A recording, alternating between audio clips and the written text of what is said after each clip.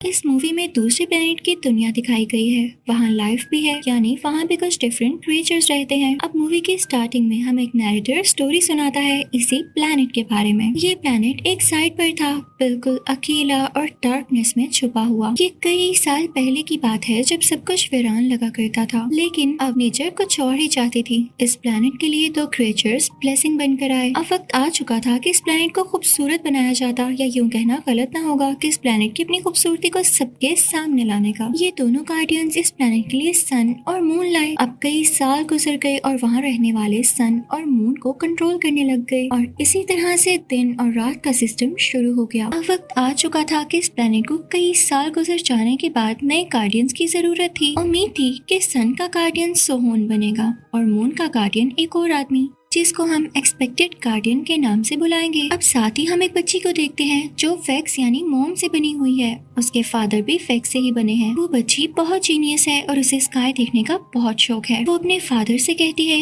कि वो आज की सेरेमनी में जाना चाहती है जब गार्डियंस को चुना जाएगा, तो उसके फादर उसे मना करते हैं, ये कहकर कि बाहर का टेम्परेचर रात को कम हो जाता है, जो हमारे लिए खतरे की बात है, और दोपहर को भी हम ज्यादा देर बाहर नहीं रह सकते वरना हम मेल्ट हो जाएंगे। वो ठीक ही तो कह रहे थे, क्योंकि रात को ये वैक्स से बने लोग जम जाते थे और मूव भी नहीं कर पाते थे। जबकि जैसे ही सुबह होती तो सूरज की हल्की हल्की रेस से ये लोग अपनी नॉर्मल स्टेट में वापस आ जाते और अपना नया दिन शुरू करते। अब आज की रात हो चुकी होती है। दूसरी साइड पर हम एक स्मॉल क्रिएचर म्यून को देखते हैं। वो बहुत ही ज्यादा शरारती होता है। वो भी अपने पापा से जिद करता है कि मुझे भी सेरेमनी में जाना है, लेकिन उसके फादर उसे नो कहते हैं। वो फिर अपने बाबा से जिद करने लगता है। उसके पास एक पेट भी होता है जिससे वो हर वक्त खेलता था। अब रात को वो घर में चला चाहता है। दूसरी तरफ हम उसी मोम से बनी हुई लड़की को देखते हैं जो कि चुपके से उस सेरेमनी के लिए निकल जाती है। वहाँ से म्यून भी अपने घर से निकल जाता है। अब जहाँ पर सेरेमनी होनी थी वहाँ पर हम प्लेनेट को ठीक से देख पाते हैं कि आधे प्लेनेट में दिन है और आधे प्लेनेट में रात है। इवन वहाँ पर कुछ लोग दिन की तरफ बैठे हैं और कुछ लोग रात की तरफ बैठे हैं। सेरेमनी की स्टार्टिंग होती है। वहाँ पर सन और मून के दोनों पुराने गार्डियंस भी आ जाते हैं ताकि नए गार्डियंस को एक रिचुअल के बाद चूज कर सके। रिचुअल शुरू किया जाता है। पहली बारी होती है सन का गार्डियन चूज करने की, तो सन का पुराना गार्डियन रिचुअल के बाद चूज करता है सोहोन को, जो सन के लिए एक्सपेक्टेड लीडर था, यानी एक्सपेक्टेड गार्डियन था। लेकिन जब बारी आती है मून का गार्डियन चूज करने की, तो मून का ओल्ड गार्डियन चूज करता है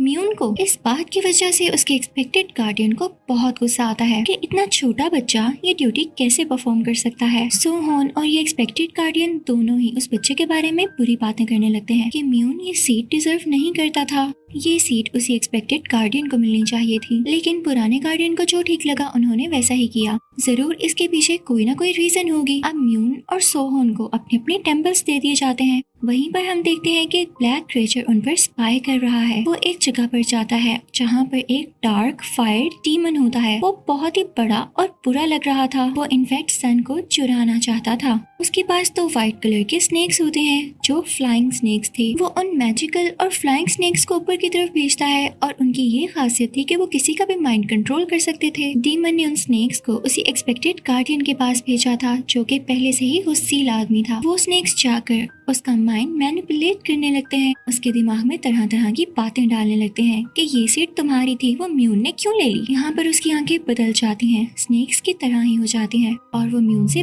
बहुत नफरत करने लगता है। दूसरी तरफ हम मून के उसी ओल्ड गार्डियन को देखते हैं जो कि म्यून को नई बातें समझा रहे होते हैं कि किस तरह से सब कुछ मैनेज करना है। वो उसे सारा सिस्टम समझाते हैं। वो उसे मून एंजल्स भी दिखाते हैं जो कि मून से ही कनेक्टेड है। इन्हीं को पुल करके मून को खींचा जा सकता है। तभी म्यून वहाँ पर एक दरवाजा देखता है जो कि दूसरी दुनिया में खुलता था। मून का ओल्ड गार्डियन म्यून को बताता है कि जो इस प्लेनेट के सबसे पहले गार्डियन थे वो इस दरवाजे से मून को बनाकर लाए थे। म्यून ये दरवाजा देख के बहुत एक्साइटेड हो जाता है और सोचने लगता है कि वहाँ की दुनिया कैसी होगी और मून को कैसे बनाया गया होगा।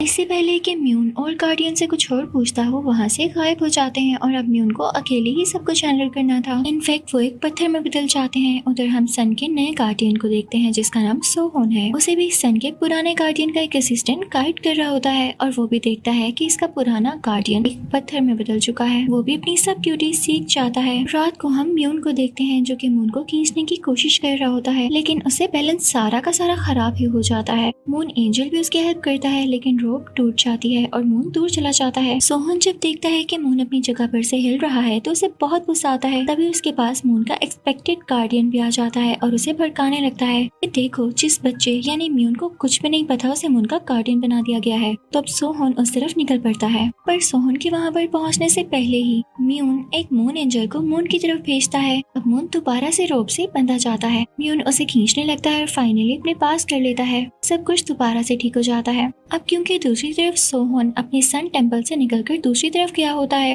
तो इसी बात का फायदा वो फायर डीमन उठा लेता है और वो अपने कुछ लोगों को भेजता है जो कि क्रीपी से क्रिएचर्स होते हैं कि वो सन टेम्पल से सन को चुरा लें। वो उसे चुरा कर ले जाते हैं, जिसके बाद सन टेम्पल भी अजीब तरह बिहेव करने लगता है और वो स्टैचू नीचे बैठ जाता है। मोम से बनी हुई वो बच्ची सब कुछ देख रही होती है। उसने इवेंट वो मून वाला इंसिडेंट भी देखा था। वो फौरन से सोहन को इन्फॉर्म करने चाहती है। वो बच्ची फौरन से सोहन को जाकर ये बताती है। सोहन कहता है कि तुम मजाक कर रही हो, मैं खुद चेक करके आता हूँ। और जब वो खुद अपने टेम्पल पर जाता है तो ये देखकर हैरान और परेशान रह जाता है कि वाकई उसका सन कोई चुरा कर ले गया। इवन वो सन को देखता भी है कि वो उसी जगह पर जा रहा है जहाँ डीमन रहता है। उधर डीमन के वर्कर्स उसे सन ला कर देते हैं तो वो बहुत खुश होता है और अपने हाथ में पकड़कर उसे पहुंचा देता है। सब लोग बहुत परेशान थे कि मून भी अजीब बिहेव कर रहा था और अब सन भी नहीं रहा था। पूरे प्लेनेट में फिर से अंधेरा छा गया था। सोहन बहुत गुस्से में आ जाता है और फौरन से म्यून के पास जाता है और उससे कहता है कि तुम्हारी वजह से ये सब कुछ हुआ। अगर मैं तुम्हारे टेम्पल पर ना आता तो मेरे टेम्पल से मेरा मून कभी चोरी न होता। वो उसे मून लेकर उसे एक्सपेक्टेड गार्डियन को दे देता है और उससे कहता है कि अब से तुम ही इसका गार्डियन हो।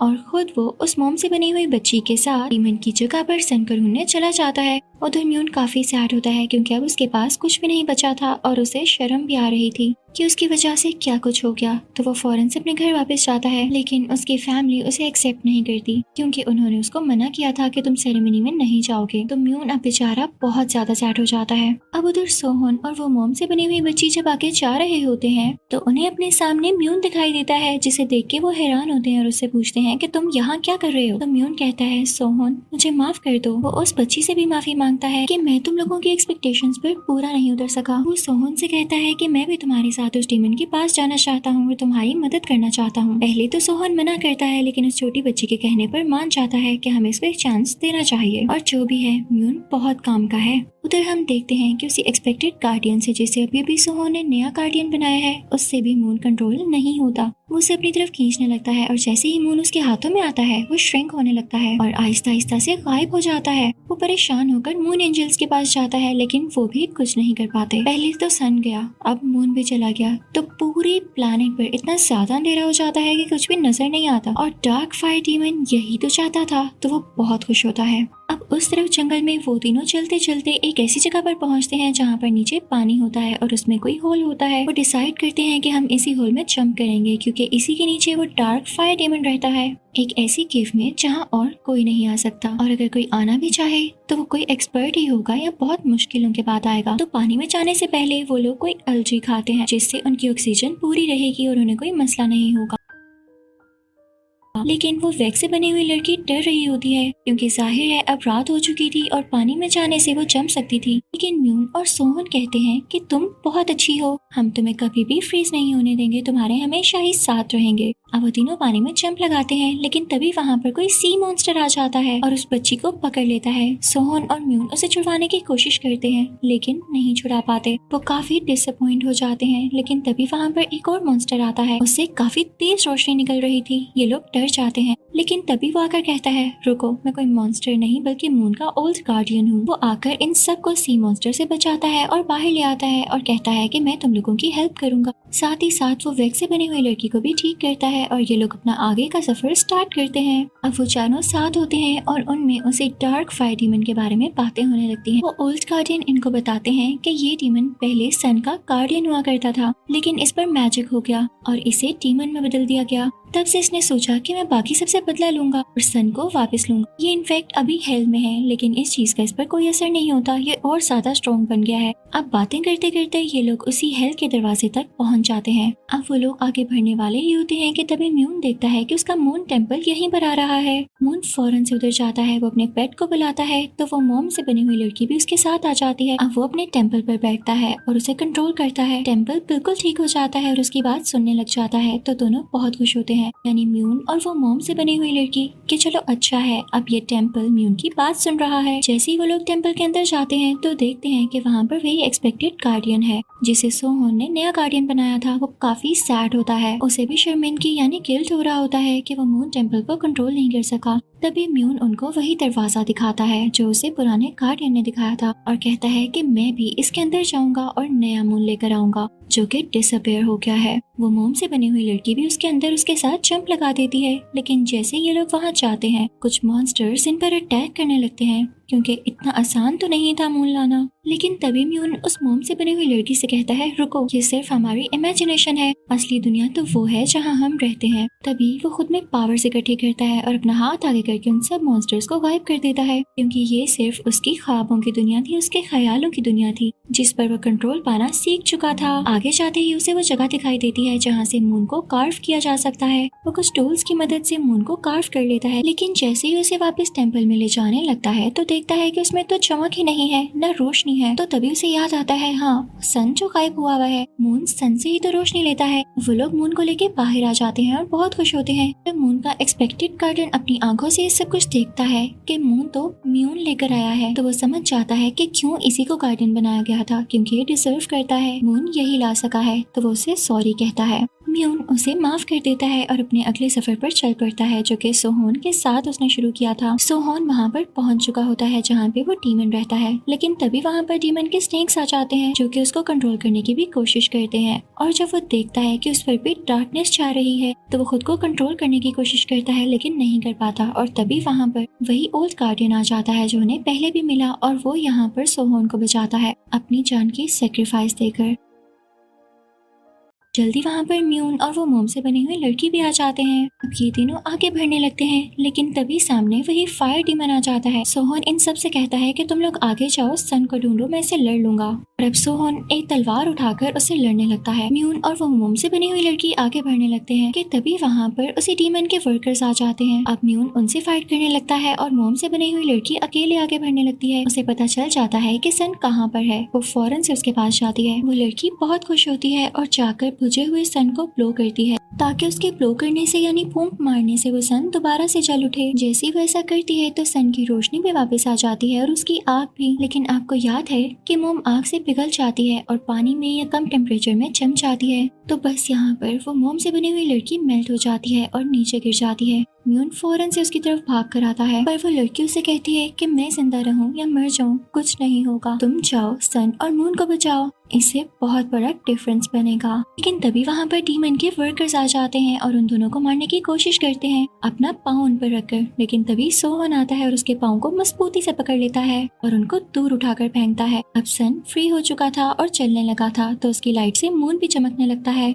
और दोनों सन और मून के चमकने की वजह से सोहोन और म्यून में एनर्जी आ जाती है। म्यून फौरन से अपनी एनर्जी इकट्ठी करके उस फायर डीमन के अंदर जाता है जहाँ पर वो मैजिकल स्नेक्स छुपे होते हैं। म्यून जाकर उन स्नेक्स को ही मार डालता है ताकि ये डीमन पहले की तरह गार्डियन में वापस आ जाए। और ऐसा ही होता है, स्नेक्स के मरते ही वो डीमन बहुत अच्छा गार्डियन बन जाता है। लेकिन इसके बाद ही वो गार्डियन भी पत्थर में बदल जाता है जैसे बाकी गार्डियंस बदले। अब सोहोन और म्यून अपने प्लेनेट पर वापस आते हैं। सन और मून को उसकी अपनी जगह पर रखते हैं, लेकिन म्यून काफी सैड होता है उस मोम से बनी हुई लड़की के मुतालिक, यानी उसको लेकर काफी परेशान होता है। तो वो मोम से दोबारा से उस जैसी लड़की बनाता है और मून का एक छोटा सा टुकड़ा लेकर उसके हाथ में रखता है। और उसके बाद ये दोनों सन और मून को सेट करते हैं। मून जब सन से रोशनी लेता है तो वो बहुत तेजी से चमकने लगता है और जब सन की रेज निकलती हैं और वो उसी तरह उस मोम से बनी हुई लड़की पर पड़ती हैं तो वो भी ठीक हो जाती है और दोबारा से जिंदा हो जाती है। इसके बाद वो म्यून के पास जाती है और उसे गले से लगा लेती है। प्लैनेट पर सब कुछ ठीक हो जाता है और सब लोग सोहोन और म्यून को अप्रिशिएट करते हैं। इसी अच्छी एंडिंग के साथ इस मूवी की भी एंडिंग हो जाती है।